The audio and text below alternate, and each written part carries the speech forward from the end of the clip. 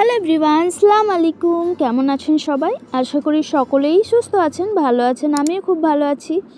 আজ আবারও চলে এসেছি একটা নতুন রেসিপি নিয়ে। আজ বানাবো আমি জ্যান্ত চারাপোনা মাছের কারি বা ঝোল। এই জ্যান্ত চারাপোনা মাছের ঝোল খেতে সকলেই ভালোবাসেন, তো এটা আমি আপনাদের সাথে খুব সহজেই শেয়ার করব। আশা করি ফুল রেসিপিটি স্কিপ না করে দেখবেন। তো এখানে আমি নিয়েছি দেখুন 4 পিস মাছগুলোকে আগে ভালো করে কেটে ধুয়ে পরিষ্কার করে নিতে হবে।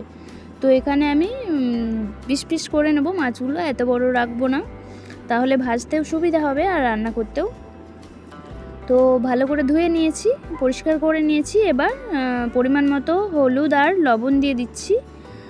খুব ভালো করে একটু ম্যারিনেট করে কিছুক্ষণ রেখে দিতে হবে মাছগুলোকে।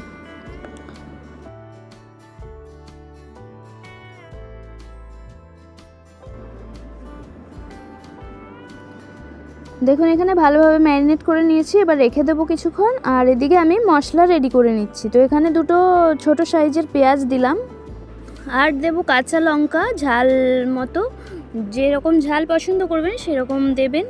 আর আদা দিলাম, রসুন দিলাম, আর একটা বড় সাইজের টমেটো দিলাম।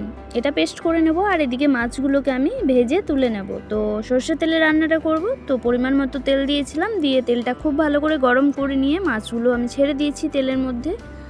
দিয়ে এক পিঠ ভাজা হয়ে গেলে আরেক পিঠ উল্টে নিয়ে মাছগুলো আমি ভেজে নিচ্ছি। এইভাবে অবশ্যই একবার রান্না করে দেখবেন, তাহলে কিন্তু গরম ভাতে খুব ভালো লাগবে খেতে। এই চারাপোনা মাছের ঝোল খাওয়া কিন্তু স্বাস্থ্যের জন্য খুবই ভালো। তো এখানে কালো জিরে ফোড়নে দিলাম আমি 1 টেবিল চামচের মতো। আর দিচ্ছি পেঁয়াজ, দুটো পেঁয়াজ কুচো করে রেখেছিলাম। পেঁয়াজটা দিয়ে পেঁয়াজটাকে কিছুক্ষণ নাড়াচাড়া করে ভেজে নেব আমি। পেঁয়াজটা একটু নরম হয়ে গেলে তারপরে মশলাগুলো দিয়ে দেব। যে মশলাটা আমি পেস্ট করলাম সেটা দিয়ে দিতে হবে। তো পেঁয়াজটা এখানে ভাজা হয়ে গেছে, এবার সেই মশলাটা আমি দিয়ে দিচ্ছি সবটাই। গ্রেভি হবে খুব ভালো এভাবে পেস্ট করে নিলে মশলাগুলো। তারপরে দিচ্ছি স্বাদ মতো লবণ, হলুদের গুঁড়ো 1 টেবিল চামচ, জিরের গুঁড়ো 1 টেবিল চামচ, আর ধনের গুঁড়ো দেব 1 টেবিল চামচের মতো। দিয়ে মশলাটাকে ভালো করে কষিয়ে নিতে হবে। আর এখানে কাশ্মীরি লঙ্কার গুঁড়ো দিয়ে দেবো একটু কালারের জন্য, তাহলে খুব সুন্দর আসবে কালারটা।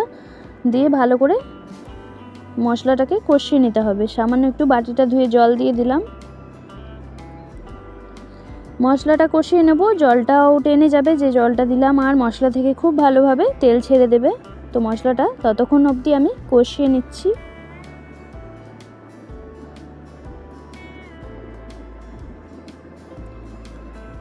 দেখুন এখানে মশলা থেকে তেল ছেড়ে দিয়েছে, এবার দিয়ে দিতে হবে পরিমাণ মতো জল। তো এখানে আমি খুব বেশি একটা ঝোল করব না, একটু গ্রেভি মতো হবে, তাহলে খেতে খুব ভালো লাগবে। এভাবেই রান্না করছি। আর এই মাছের পাতলা ঝোল করে খেলেও কিন্তু খুবই ভালো লাগে। তো আমি এখন গ্রেভি করব, তাই খুব বেশি একটা জল দিইনি, পরিমাণ বুঝে জলটা দেবেন।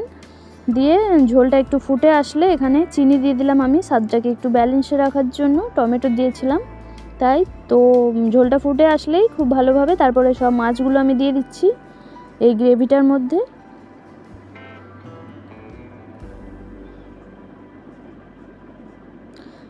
দিয়ে ভালো করে এই গ্রেভিটার সাথে মাছের পিসগুলোকে একটু ডুবিয়ে দিচ্ছি, মিশিয়ে নিচ্ছি।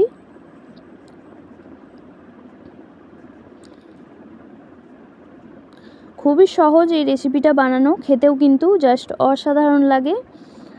তো ভালো করে একবার ফুটিয়ে নেব, তারপরে ঢাকা দিয়ে কিছুক্ষণ রেস্টে রেখে দিতে হবে। তারপর সার্ভ করে নিতে হবে গরম গরম ভাতের সাথে। তো অবশ্যই একবার এই পদ্ধতিতে জ্যান্ত চারাপোনা মাছের কারি বা ঝোল এইভাবে বানিয়ে খেয়ে দেখবেন, আর আমাকে জানাবেন কেমন হয়েছে আমার রেসিপিটা।